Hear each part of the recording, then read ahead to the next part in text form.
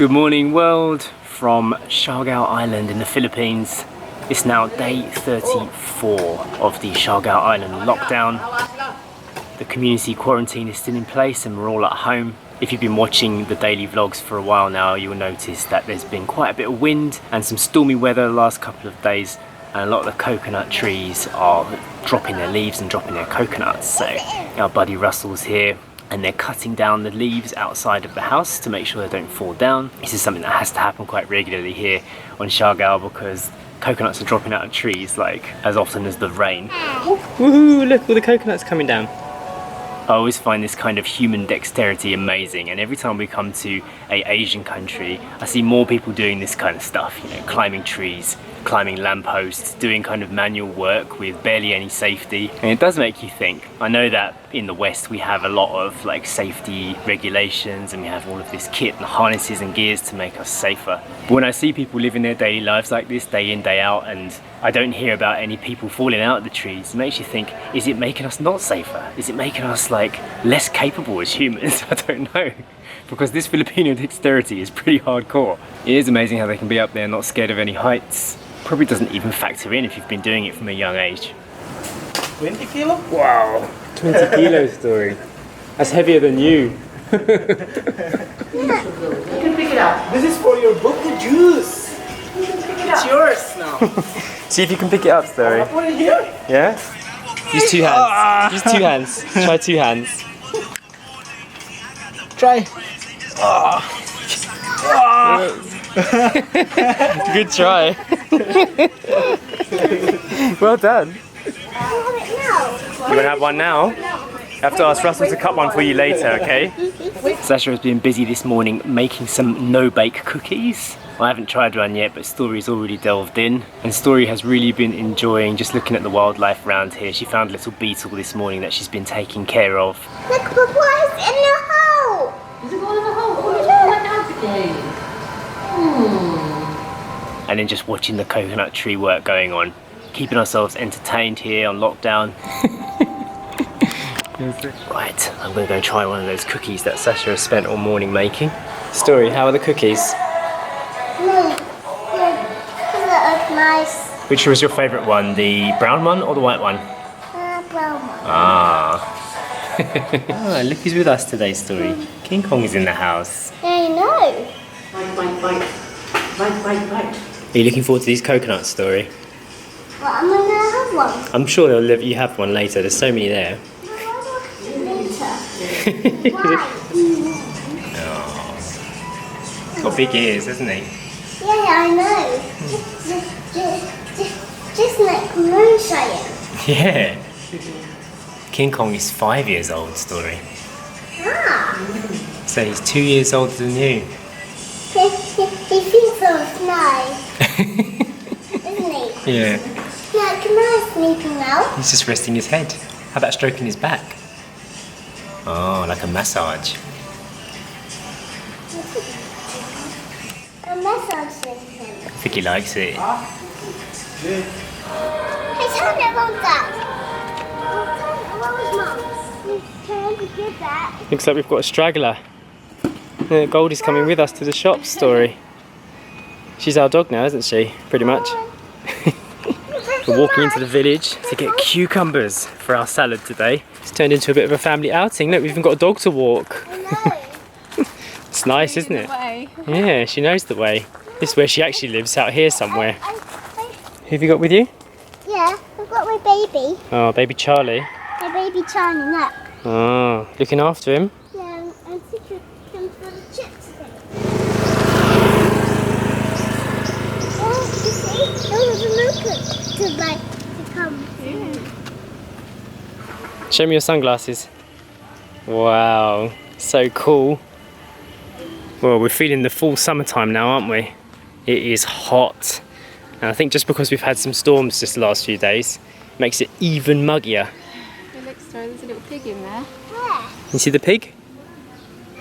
Next to the tree. Aww.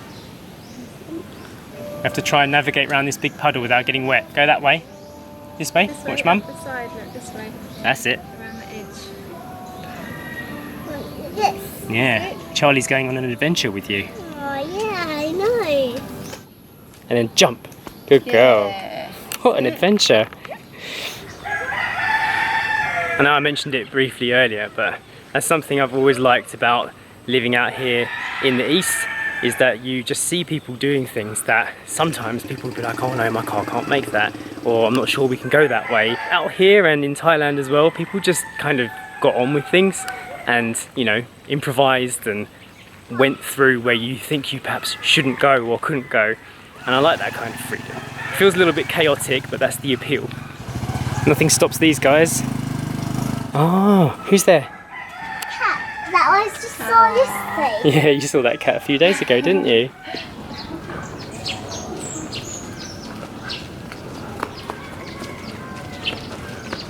I love this wooden house. So cool looking. Cat. You zigzagging through the puddles? Oh no. More zigzag. Well done.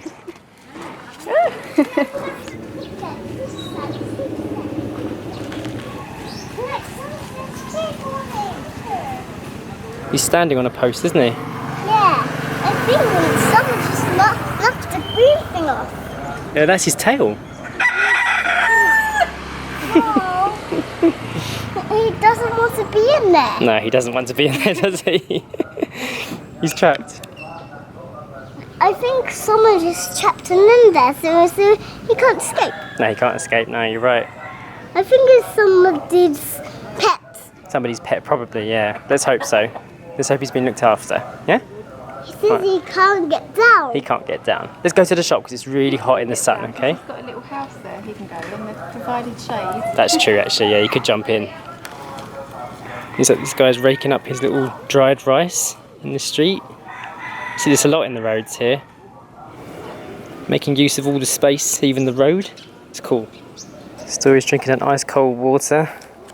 There's a big looking rain cloud overhead. Could use some of that right now. It feels like it's going to pour down. It does. It's really like stormy feel, hasn't it? You notice why people just walk around without shirts on. I know why they do that now. I'm soaked with sweat. I was running before the rain comes, but that big storm.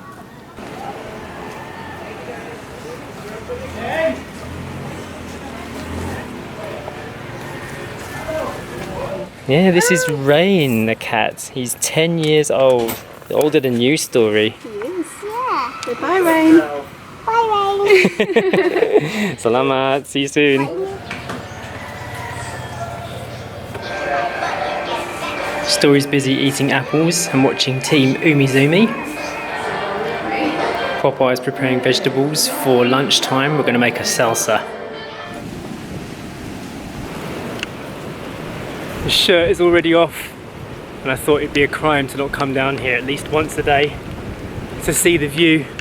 So we just heard from one of the shop owners in the village that we could possibly be able to just drive into General Luna now, which is the main town here where all the supplies are, without a quarantine pass. Now the official rule has been for the last weeks, 3 weeks I think now, that none of us can go. But the main thing that it made me realise was that for quite a while now, we've stopped thinking about the restrictions in place. We've just gotten used to them. Once we came to an acceptance that we weren't going to be allowed to go back into General Luna and go to restaurants and go to like the little gift shops and whatnot. In the beginning, it was a bit of a struggle to get your head around it. And now we've just come to some kind of acceptance. And I'm not sure if that's a good thing or a bad thing. I mean, it could be seen either way, couldn't it? I mean, imagine you were a prisoner. Eventually, you would get used to being in prison, wouldn't you? Some people get so used to being in prison that when they're released, they don't know what to do with themselves and they want to go back to prison. And I think that is probably kind of how you start to feel. When you're given such a small box to base your life around, the idea of the big wide world gets a bit scary. And I think on a wider scale, that could happen to the population of the world. People could start thinking in such small spaces that we no longer want to travel, or we no longer want to explore new nations or speak to neighbouring countries, and that is pretty scary. But hopefully that won't happen, and hopefully the time period that this is going on for won't be so long that it makes people act that way. Coming to join me?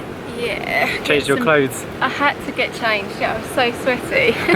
Yeah. I had to have a change of outfit. I've already gone Filipino style. Yeah, Shirt I wish off. I could, but Maybe on a different beach. Well, there's no one here. We're on lockdown, maybe you can.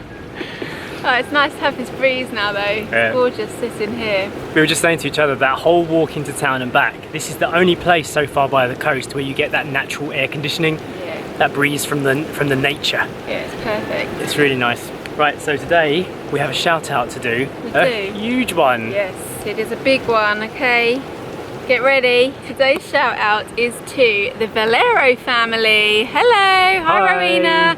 You requested this and we have to say happy belated birthday to Rowena's husband. Yep, now we're going to do a big chunky quarantine shout out to The Valero family from Paquil Laguna, Nurse Angel of Texas, June, Teacher Dory, Alec, Lance and Alex. And as an extra bonus, happy wedding anniversary to AG and Karen. Yay! Woohoo! Hope you're enjoying your time wherever you are. Try and make the most of it. Try and stay positive and we will see you in the next daily vlog. Bye! Bye.